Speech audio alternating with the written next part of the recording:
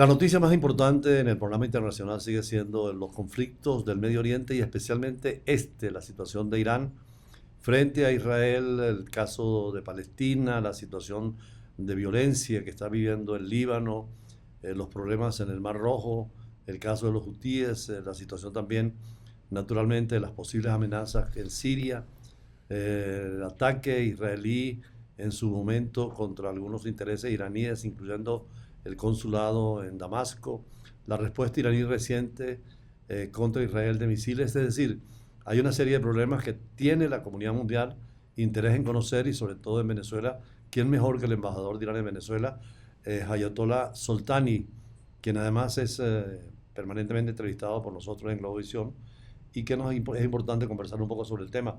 ¿Cómo ve usted, señor embajador, esa perspectiva de paz frente a lo que los teóricos dicen que es posible una guerra? Bueno, con lo que se va por comportamiento de Benjamin Netanyahu, que de una parte sigue continuando la matanza, ataques a los países vecinos, cometiendo genocidio y más allá arruinando, obstaculizando cualquier intento, iniciativa para un, digo así, cese de fuego en Medio Oriente. Los analistas tienen razón que deben ser preocupados para una, digo así, extensión de la guerra en Medio Oriente, Ahora usted porque personaliza mucho la situación con Netanyahu, que es el jefe de Estado, el jefe de gobierno en Israel. Hubo tiempos en que el caso palestino, y creo que Irán estaba de acuerdo también, y Estados Unidos y toda la comunidad internacional negociaban, conversaban. Incluso reconocieron el premio de la paz al líder israelí y al líder de Palestina. sí. Mire, en el pasado, cuando hubo conversaciones entre los líderes palestinos y con los israelíes, se acordó algunos temas, se firmó algunos convenios, se manifestó las intenciones de paz en la mesa, lo que en aquel momento recibieron el premio, digo así como usted mencionó, pero lamentablemente se quedó hasta allá, hasta la firma. Pero había El, voluntad de llegar a acuerdos. pero no se cumplió, embajador. Usted sabe muy bien que el acuerdo de Oslo no se cumplió, el acuerdo de Madrid no se cumplió, el acuerdo que se firmó y el garante era Estados Unidos para que Israel deje de extender su territorio hacia los, digo así, partes palestinos, que Israel deje de destruir las viviendas de los palestinos y en lugar de estos construyan nuevas ciudadelas para los israelíes, pero no se cumplió ninguno de lo que se firmó, no se cumplió ninguno de lo que se comprometió. Yo le voy a dar un ejemplo real y el ejemplo. Mira, cuando que en 10 de agosto Israel asesinó al líder de Hamas en Teherán, que era una violación clara al derecho internacional, violación a soberanía de un país. Irán tenía todo el derecho y tenía toda la capacidad para dar la respuesta defensiva a Israel el día siguiente. Pero Irán prefirió dar la oportunidad y chance al diálogo, a conversación, a vías, digo así, pacíficas. Y en ese sentido, los europeos de forma directa y los gringos de forma indirecta nos comprometieron, embajador, que bueno, Irán, mantenga por favor la paciencia en dar la respuesta defensiva a Israel y nosotros vamos a obligar, convencer a Netanyahu para establecer un cese de fuego en Medio Oriente, en Palestina, en Líbano. Pero no se realizó. Pasó 2 meses mientras que Israel continuaba bombardeando a Palestina, al Líbano, asesinando, digo así, a los inocentes y más allá. Se fue a Naciones Unidas, desde la Asamblea General amenazó otra vez a Irán. Bueno, entonces no quedó ninguna otra opción para Irán para dar la respuesta defensiva. Quiero decir que O sea, usted personaliza en el actual gobierno de Israel una actitud bélica. bélica.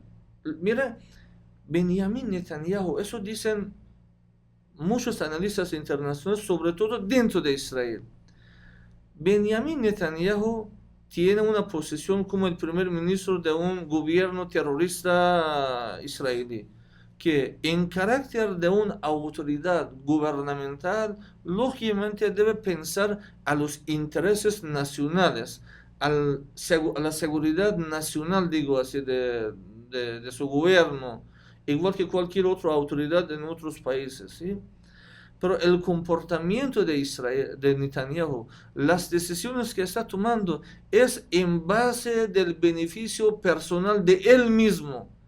Porque Benjamin Netanyahu políticamente, internamente en Israel, está, digo así, fracasado, está acabado. Hay manifestaciones públicas, sobre todo con el tema de la negociación, sobre los que jamás tiene retenidos, ¿no? Mira, como usted mencionó, hay muchas manifestaciones dentro de Israel que ya están cansados de las políticas bélicas de Netanyahu y quieren que él deje el gobierno y salga del gobierno.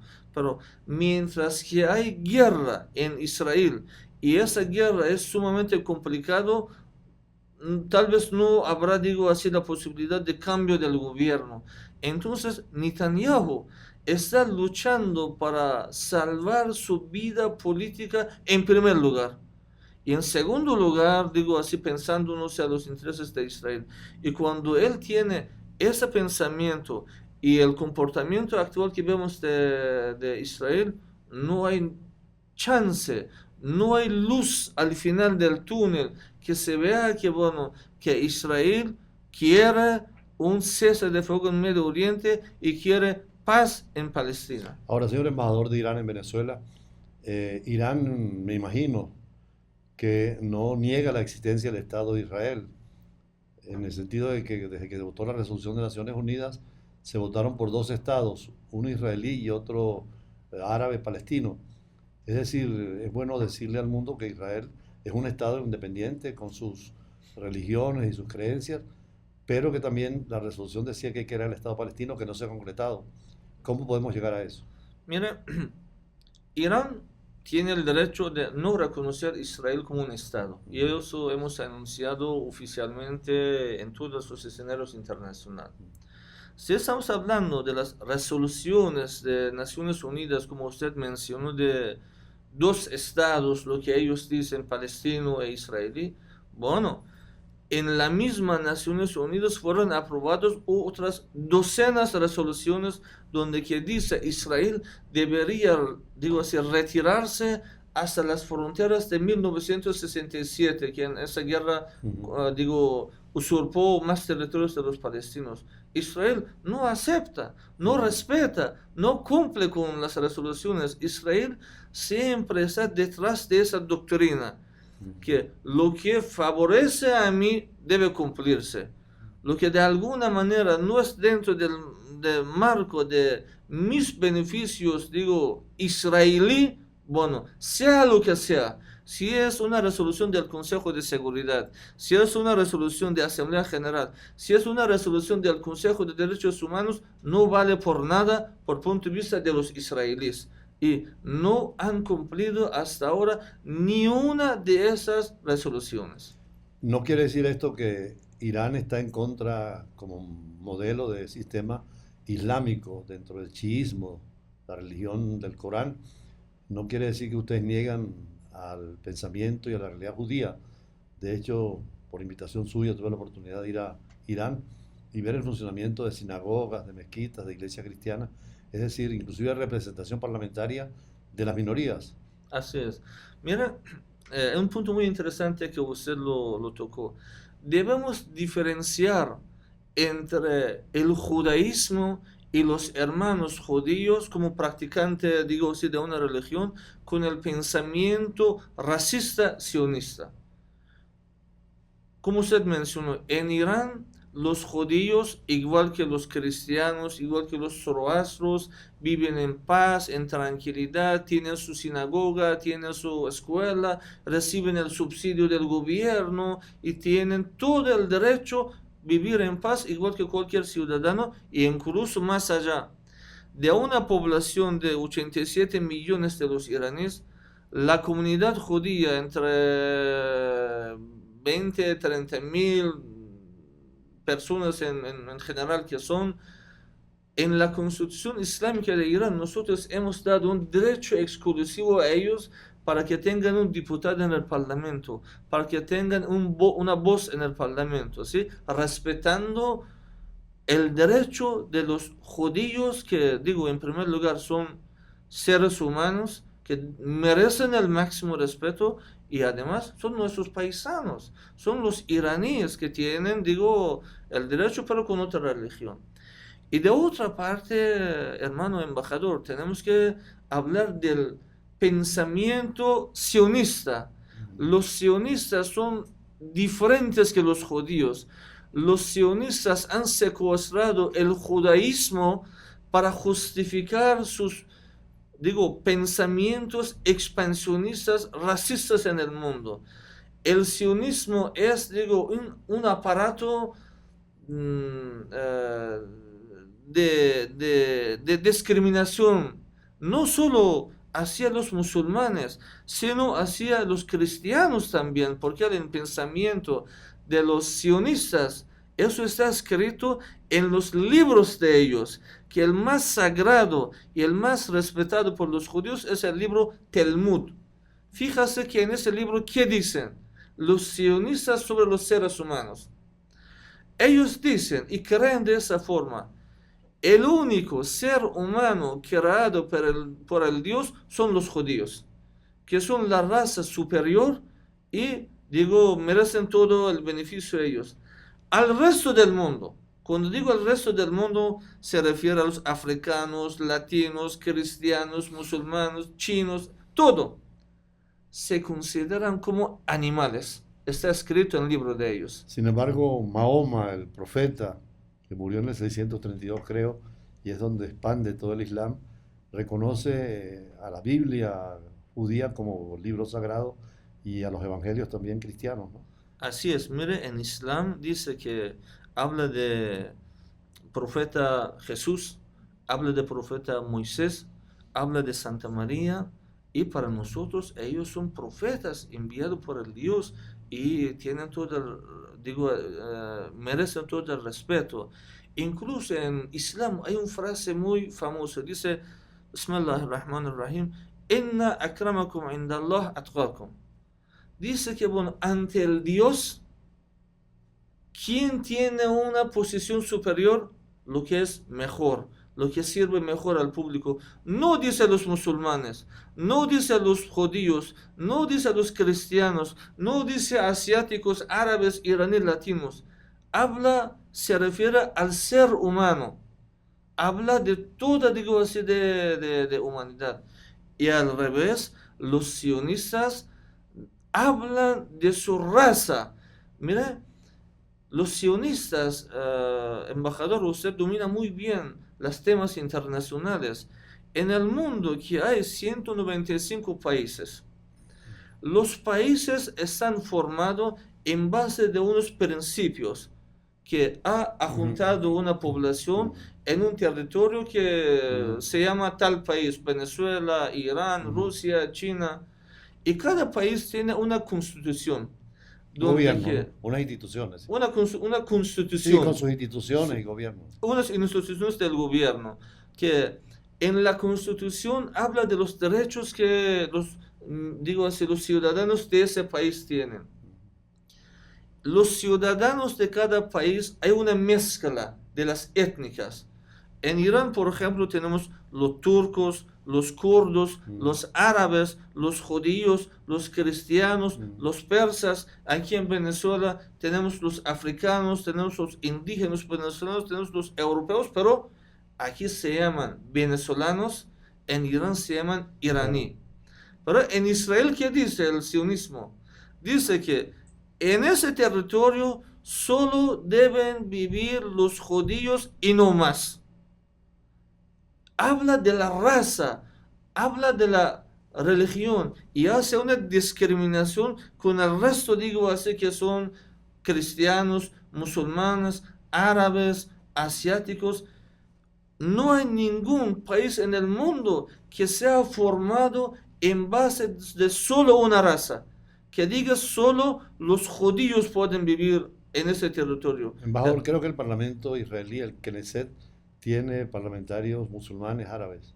Ahora sí, pero estoy hablando de la creencia, de la doctrina, digo así, de los sionistas. Ellos, esos árabes están en el Parlamento porque hay todavía una comunidad árabe musulmán viviendo en el territorio que ocupados, digo así, palestino, pero los israelíes cada día están expulsando incluso a esos árabes, destruyendo sus viviendas, obligándolos que salgan del país, porque esa doctrina dice que tenemos que llegar a un territorio que no exista ni un árabe musulmán, ni un árabe cristiano en ese territorio. Y todos 100% deben ser los judíos y los sionistas. Y es lógico que esa doctrina debe ser rechazado, debe ser condenado, y por eso es que tú hoy en día ves una repudio internacional, una condena internacional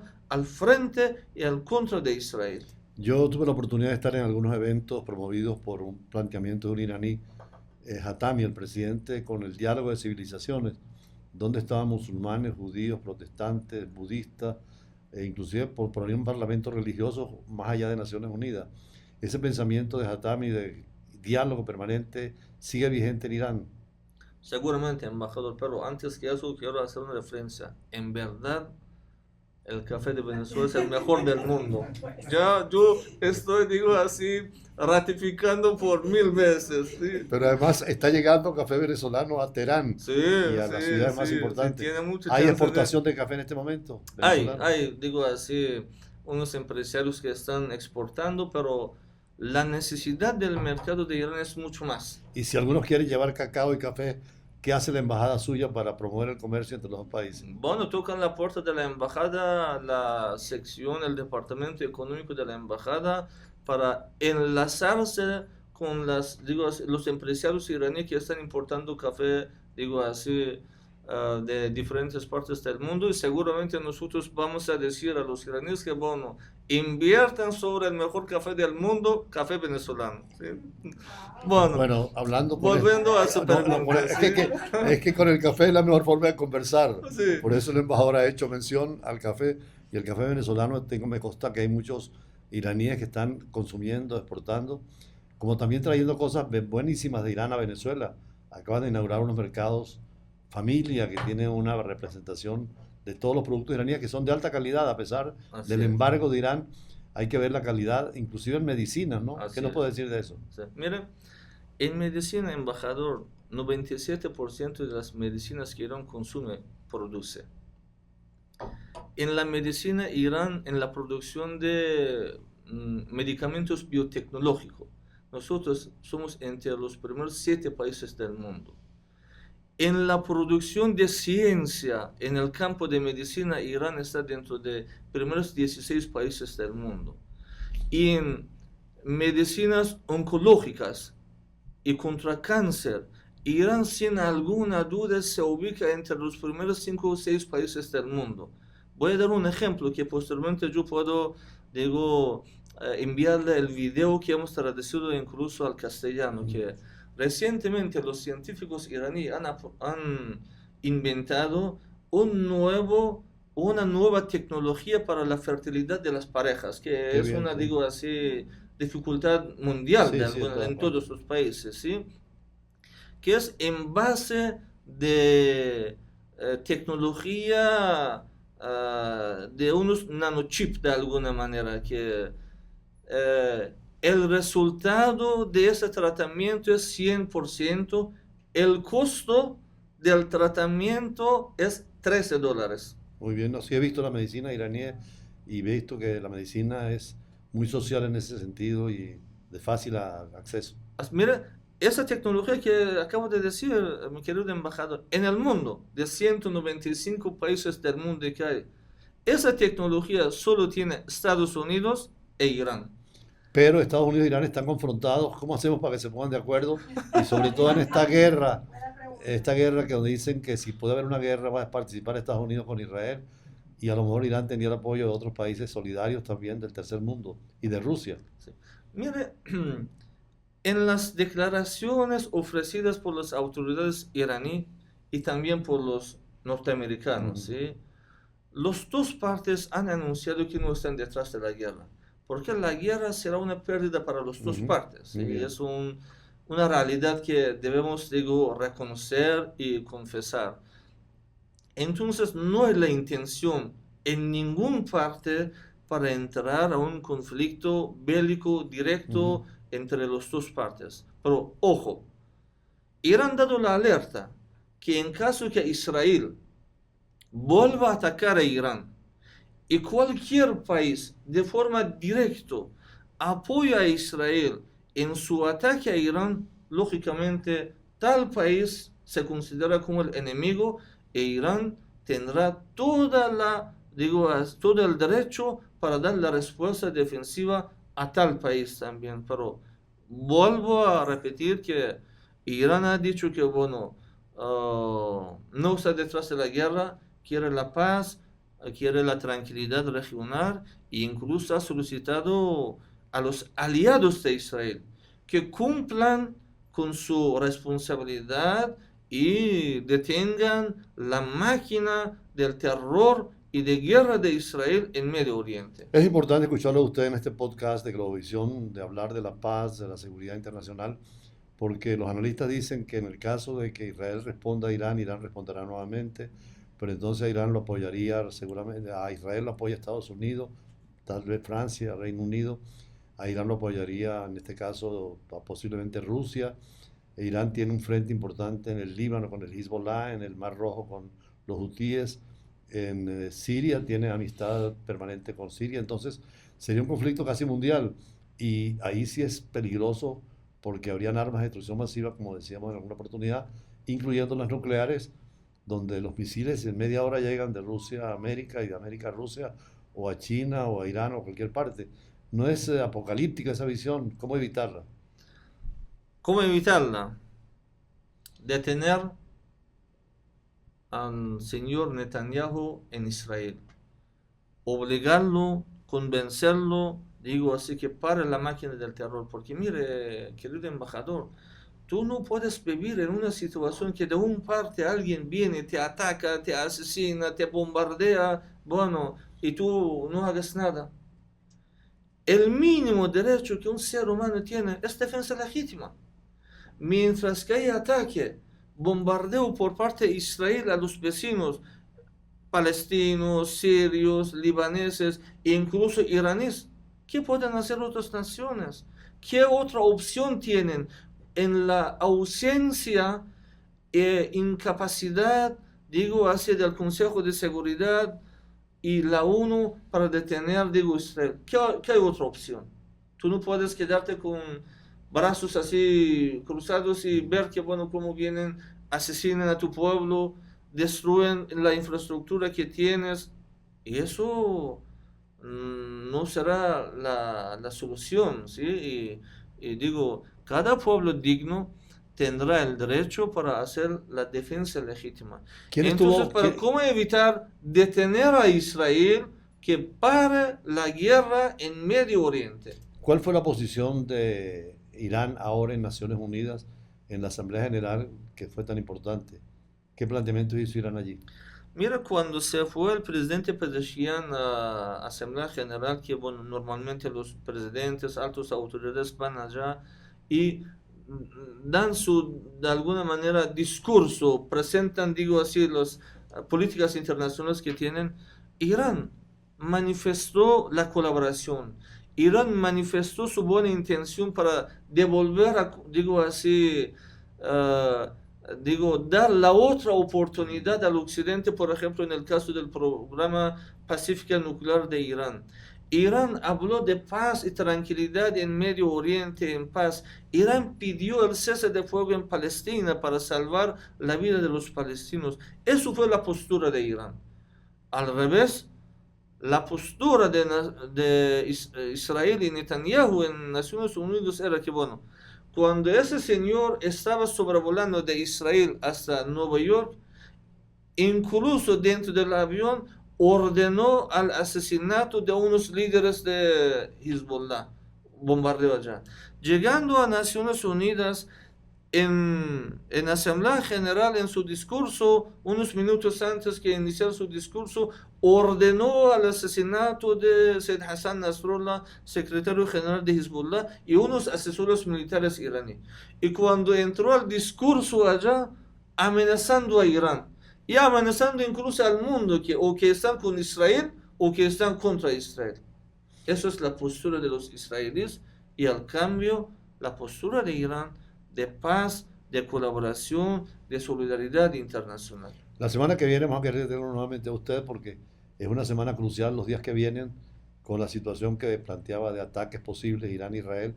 Ya no es el problema de Hezbollah en el Líbano, ni es el problema de los hutíes, ni el problema de Siria, sino que Irán es una potencia. Lo demostró en la guerra contra Irak en aquella época de Saddam Hussein, y además han tenido un proceso electoral que hay que alabarlo con toda la pulcritud, con el nuevo presidente que vino a Naciones Unidas. Entonces, en esta dimensión, con Venezuela y América Latina, ¿cómo está esa relación, que es un factor importante para Irán? La relación con América Latina en general y con Venezuela en especial avanza muy bien, está en mejor situación, tenemos un intercambio comercial, económico bastante con América Latina. Nuestra relación siempre ha sido en el marco del respeto mutuo y colaboración entre los dos, digo así, partes. Nosotros compramos bastante, digo, materia prima, alimentos de los países en América Latina, sobre todo Brasil, Uruguay, de alguna manera Argentina también. Con Venezuela tenemos muchos proyectos en la agenda, en la área social, cultural, económico, petrolífero incluso, medicina y salud también hay proyectos que estamos, digo, actuando. En la educación también tenemos proyectos actualmente, hay 22 estudiantes venezolanos estudiando en Irán, electrónicos, no son metalmecánico, medicina, bueno, las carreras que ellos, digo, les gustó y quería estudiar en Irán. Estamos dando más becas estudiantiles a los hermanos y hermanas de Venezuela que vayan a Irán aprovechando de la plataforma tecnológica e industrial de las universidades de Irán. Aquí la semana pasada, como salió las noticias, firmamos una carta de intención para instalar la primera fábrica de fibra óptica aquí en Venezuela. Es muy importante que el mundo sepa, en América Latina solo hay 2 países que tienen esa fábrica, y el tercero va a ser Venezuela, que ayudaría muchísimo a la independencia tecnológica, ese material, digo así, muy de mucha necesidad para asegurar el desarrollo de telecomunicación en el país.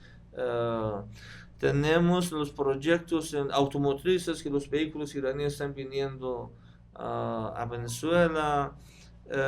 Tenemos, como usted mencionó, los supermercados aquí que trayendo los productos iraníes al mercado. Tenemos empresas que han invertido en las minas de Venezuela, trabajando en las áreas que el beneficiario, mi querido embajador, o que es el gobierno, el contrato es con el gobierno en la representación del pueblo de Venezuela, o que el contrato es entre las empresas iraníes con las empresas venezolanas. Y hemos tenido un logro muy importante en nuestra relación Irán y Venezuela. Hasta unos años atrás, la relación era de casi gran parte entre el gobierno con el gobierno. Pero ahora la relación ha extendido al sector privado con el gobierno, sector privado con el sector privado.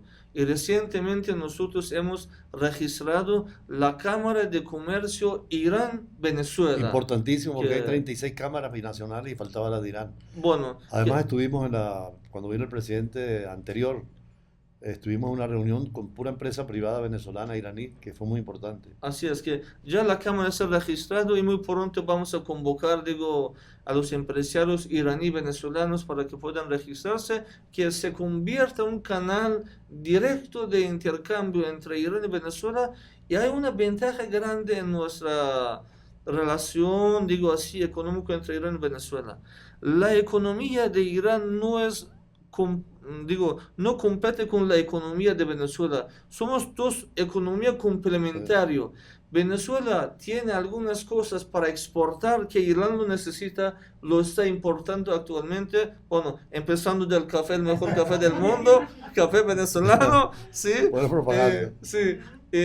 Madera, 100% de madera de Irán está importado. Venezuela tiene millones de hectáreas de selva que puede exportar madera.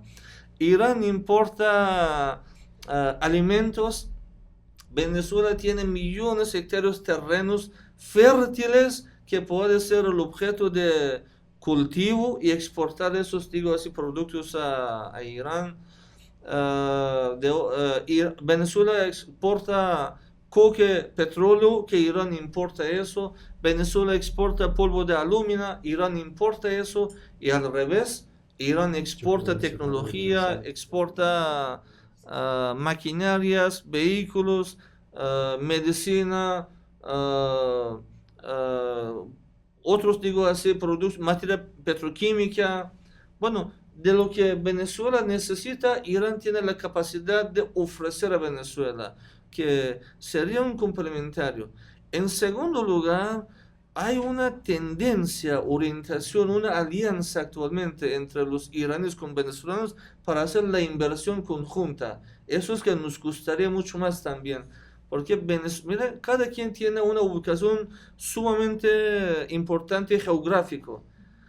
Irán en el Golfo Pérsico tiene acceso muy rápido a los países en el Golfo Pérsico y también a través de Irán a los países Asia Central.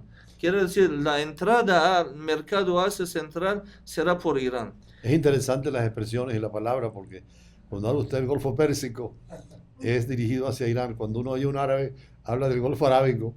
Por eso nosotros en el programa hablamos de Golfo Arábigo Pérsico, No. porque están algunos árabes al lado y otros los persas, ¿no? Mira, el Golfo Pérsico, embajador, de miles de años atrás, que está registrado incluso en las mapas de los griegos, ¿sí? En aquel momento está escrito Golfo Pérsico. Más allá, la Asamblea General y el secretario de las Naciones Unidas ha sacado una declaración que lógicamente debe ser respetable para todo el mundo. Claro. En caso que respetan, digo, a Naciones Unidas, ¿sí? Es que aquí nos pasa algo parecido con el Golfo de Maracaibo, que para los venezolanos es Golfo de Venezuela y los colombianos lo llaman Golfo de Coquibacoa, porque es otra percepción que tienen costa en los dos lados. Pero bueno, son términos nada más formales. Sí, quiero decir que incluso el Golfo Pérsico tiene una, aprobación, una resolución por la Asamblea General. ¿Cuánto porcentaje tienen los árabes y cuánto porcentaje tiene Irán en el Golfo Pérsico? Mire, de una parte del Golfo Pérsico en total es Irán. De otra parte del Golfo Pérsico son nuestros vecinos árabes, un pedacito de Emiratos Árabes Unidos, un parte es Qatar, un parte es Saudi Arabia, un parte es Kuwait. Pero ese, espacio siempre se llamaba y se llama el Golfo Pérsico, y así va a ser. Seguiremos su orientación, embajador. Sí. Por cierto, hablando usted de comercio entre Venezuela y Venezuela, entre Venezuela e Irán, ¿qué podemos hacer en materia de comunicación? Por ejemplo, Globovisión, si un equipo nuestro pudiera ir a Irán a ver las experiencias, lo que están haciendo, y unos iraníes que vengan para acá. Sí. Yo creo que Globovisión, además, esta entrevista le va a publicar, la vamos a sacar en podcast de Globovisión, pero también en la Universal. Ojalá que pudiéramos intercambiar experiencias en esta materia, así que creo que es una buena sugerencia de lo que estamos aquí esta mañana de hoy. Así es, mira, justamente como dice, como anillo al dedo, ¿sí? El tema. Oye, pero está con los dichos venezolanos también, anillo al dedo. Sí, que justamente nosotros en la embajada ahora estamos planificando el envío de un grupo de 5 o 6 periodistas, de cada canal un periodista, vayando a Irán, visitando y trayendo a Venezuela lo que han visto. Perfecto. Mira, lo que han visto. Si los iraníes viven en miseria, vengan a Venezuela y expliquen eso a los venezolanos. Por cierto, yo quiero comentar que yo en mi programa de Brújula Internacional y Embajada y Embajadores algunas veces, lógico, tenemos que ser objetivos, se puede criticar a Irán. Y el embajador Soltani me llamó a un desayuno y me dijo, váyase a Irán para que usted mismo vea lo que es Irán. Y fue una experiencia extraordinaria. Creo que un diplomático con ese sentido es extraordinario y hay que ver las cosas. Yo voy a proponer a las autoridades de Globovisión la posibilidad y el universal de ese intercambio. Pero ya para terminar, porque el tiempo se nos va, la conversación es muy interesante, usted decía aquí precisamente que el café era extraordinario y me comentaba en privado que qué bellas productoras tenía el podcast de dos bellísimas mujeres. Terminemos con el tema de la mujer, porque hay muchas críticas a Irán por el tratamiento en el mundo musulmán de la mujer. ¿Qué puede decir? Mira, tocando la primera parte, cuando que yo vine a Venezuela y viví unos años aquí, ahora digo con razón, Venezuela ha ganado 8 veces Miss Universo, ¿sí? Bueno, tiene un respaldo grande aquí en Venezuela, una reserva de los Misses aquí en Venezuela. Que en verdad eso viene la mezcla de razas. Sí, también, de mezcla de razas. Los iraníes también tienen una mezcla muy agradable. Así es. Indoeuropea. Mire, el tema de las mujeres en Irán. Las mujeres durante la Revolución Islámica iraní han sido más beneficiadas que durante el régimen de Shah, que era un aliado estratégico de Estados Unidos. En aquel momento, durante el régimen de Shah, la tasa del alfabetismo en las mujeres estaba alrededor de 30-35% algo. Ahora están en 95%. En aquel momento la mujer iraní no tenía la presencia en la área social, tanto político, sobre educación, científico, pero ahora con el orgullo podemos decir que una de las razones de avances tecnológicos en Irán son las mujeres. Que hay muchas científicas que, digo así, son mujeres. Las medallas que recién ganamos en Olímpica en Francia, claro, sí. Un parte importante fue por las mujeres iraníes. Pero embajador, ¿cómo hacen con estas mujeres que tenemos acá, las dos presentes, productoras, con esos cabellos tan lindos? ¿Por qué cubrírselos en Irán y no pueden mostrarlos? Mira, eso tiene una filosofía, el tema de hijab, ¿sí?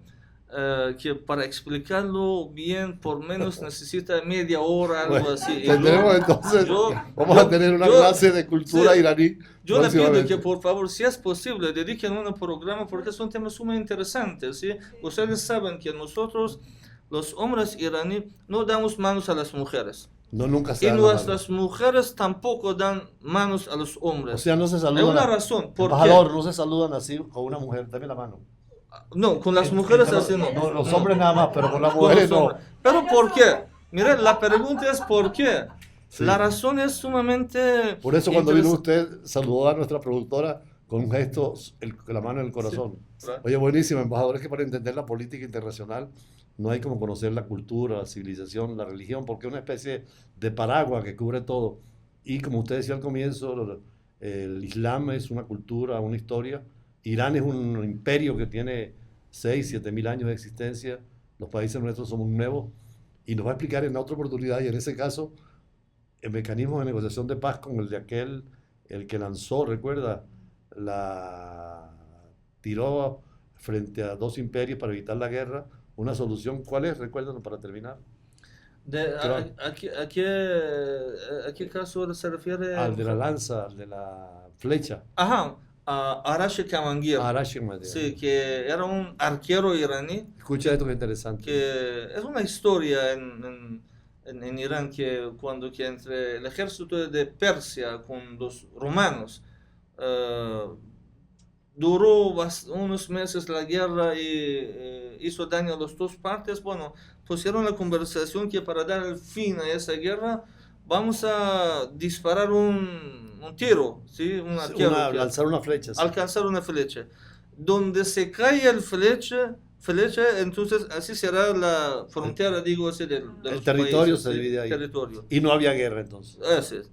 Entonces los humanos calculan, dicen que, bueno, una flecha, ¿cuánto? 500 metros, 1 kilómetro, ellos querían que iban a ganar la apuesta. Y pensaron que de esa forma pueden ganar y piden que, bueno, un arquero iraní que lanza el flecha.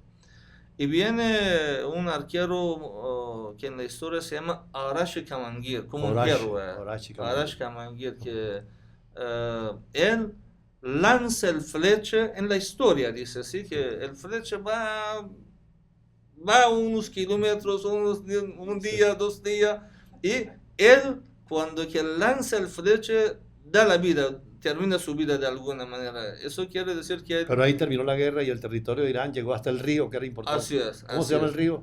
El río رودخانه چی بود اون رودخانه که اونجا چیز شد اون آرش کمانگیر جیهون نه جیهون که اون ور بوده این با روما این ور می جنگیدن. Mire, mejor vamos a proponer el programa entonces que Israel e Irán tomen el arco y la flecha y lancen a ver hasta dónde pueden llegar para que no haya guerra. Pero hay una diferencia, embajador. Ajá. En aquel momento Persia y los romanos reconocían uno al otro como dos imperios. Sí, sí, es cierto. Pero nosotros no reconocemos Israel como un estado. Pero sí como un Entonces, pueblo.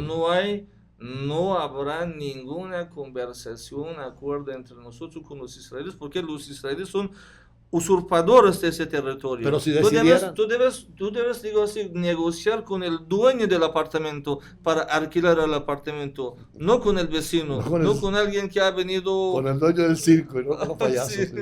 Bueno, yo creo que es interesante la conversación. Hemos visto que es un podcast distinto, diferente, muy humano, un diplomático muy versátil, muy culto, y además que en conflictos como el que estamos viendo tan grave y tan serio, hay esa parte humana que es necesaria, y el llamado al diálogo, a la negociación, que es un ejemplo para Venezuela también, que estamos en conflicto permanente, tratar de negociar, conversar, llegar a acuerdos y pensar que lo mejor es para todos. Ojalá que la comunidad internacional tuviera unos solos objetivos, la paz, la seguridad, y así que siempre bienvenido a Globovisión y al podcast y al Universal con esta entrevista que vamos a reproducir. Muchísimas gracias nuevamente. ¿Cómo se dice gracias en persa? Tashakkur. Tachakor. Spasiba bolchoy, como dicen los rusos. No como sé, dicen- no sé los rusos que dicen. O como dicen los árabes. Los árabes tienen Shukran. Shukran Yesila. Sí, shukran. ¿Cómo se dice? Chao. Adiós. Adiós. Adiós, chao. Jodafes. Hadafes. Hadafes. Bueno, Hadafes. gracias entonces por todo.